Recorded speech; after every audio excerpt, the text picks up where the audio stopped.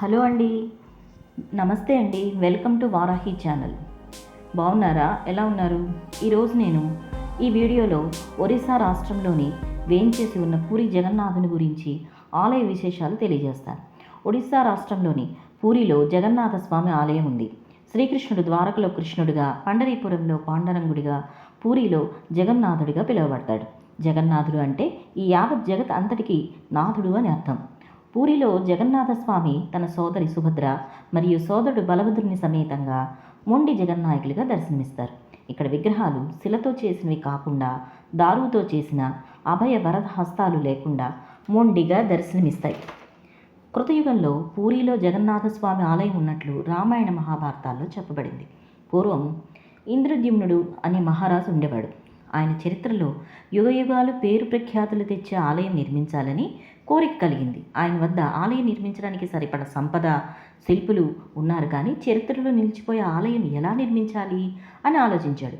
భగవంతుడు సాధారణంగా ఆలయాల్లో అర్చామూర్తిగా దర్శనమిస్తాడు, కానీ సశరీరంగా పూరి ఆలయంలో భగవంతుడు ఉండాలని ఆయన ఆలోచన చేశాడు.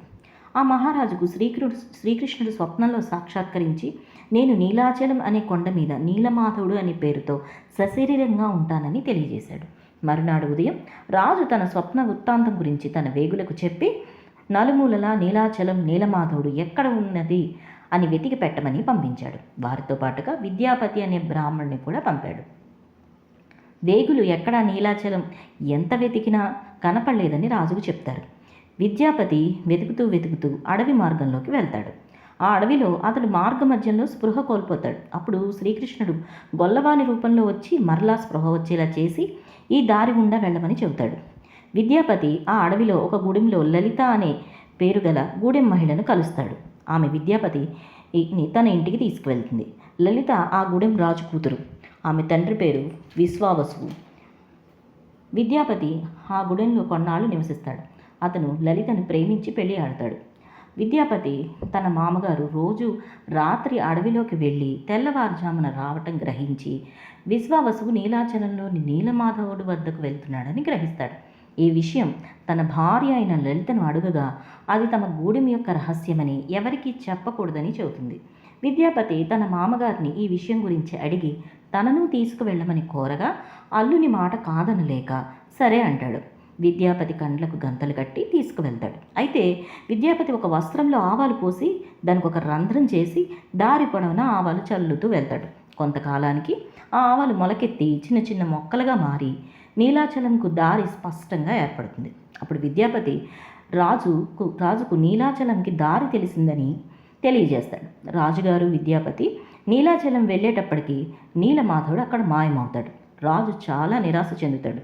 రాజు నిరాశతో నిద్రాహారాలు మానేసి స్వామిని ప్రార్థించగా స్వామిని స్వప్నంలో దర్శనం ఇచ్చి, నేను సముద్రంలోని చక్రతీర్థం దగ్గర ఒక ప్రదేశంలో దారు రూపంలో ఉంటాను, నన్ను విగ్రహంగా మార్చి ప్రతిష్ఠ చేయమంటాడు. పూరిలోని శిల్పులు ఎవరి వల్ల ఆ దారును తాకటం సాధ్యం కాదు. అప్పుడు రాజు వద్దకు విశ్వకర్మ అనే ఒక ముసలి బ్రాహ్మణుడి రూపంలో వచ్చి, నేను విగ్రహాలు చేస్తాను, పూర్తయ్యే వరకు ఆహార పానీయాలు తీసుకోను, నేను విగ్రహాలు పూర్తి చేసే వరకు గది తలుపులు తెరవద్దు అని షరతు విధిస్తాడు. ఇంద్రద్యుమ్నుని భార్య అయిన గుండిచాదేవి కంగారు పడి, బ్రాహ్మణుడు చాలా రోజులు అయినప్పటికీ గది తలుపులు తెరవలేదు, విగ్రహాలు పూర్తయ్యాయా లేదా బ్రాహ్మణుడు ఏమయ్యాడు అనే ఆతృతతో గది తలుపులు తెరిపించడంతో విశ్వకర్మ మాయమయ్యి విగ్రహాలు మొండిగా మిగిలిపోయాయి. రాజు రాణి ఈ సంఘటనతో మనస్తాపం చెందగా నారదుడు ప్రత్యక్షమై, ఇది ద్వాపరయుగంలోనే స్వామి చేత నిర్ణయించబడింది, ఇది మీ తప్పు కాదు, స్వామి పెద్ద కన్నులతో మొండి చేతులతోనే దర్శనమిస్తారు అని తెలియజేశాడు. ఇంద్రద్యుమ్ని కుమారుడు యయాతికేసరి ఆలయం నిర్మించారని చెబుతారు. క్రీస్తు శకం 1140వ సంవత్సరంలో కళింగ వంశానికి చెందిన గంగదేవుడు అనే చోళరాజు ప్రస్తుతం మనం చూస్తున్న పూరిలో ఉన్న ఆలయం ప్రారంభించగా అనంగదేవుడి చేత ఆయన కుమారుడు చేత పూర్తి చేయబడిందని చరిత్ర చెబుతోంది. అష్టధాతువులతో చేయబడిన సుదర్శన చక్రం ఎటువైపు నుండి చూసినా పూరిలో ఒకేలా కనబడుతుంది.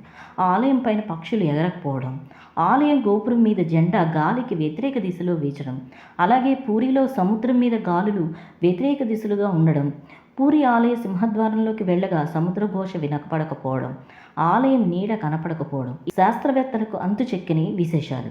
పూరీలో వండిన స్వామి ప్రసాదం ఎక్కువ కాకుండా తక్కువ కాకుండా సరిసమానంగా పెద్ద సంఖ్యలో భక్తులకు సరిపోతుంది.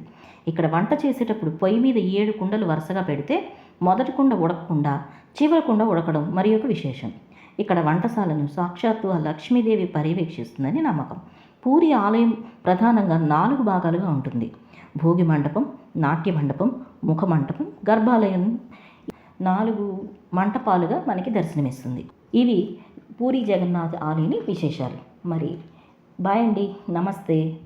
మా ఛానల్ కనుక మీకు నచ్చితే లైక్ చేయండి, షేర్ చేయండి, సబ్స్క్రైబ్ చేయండి.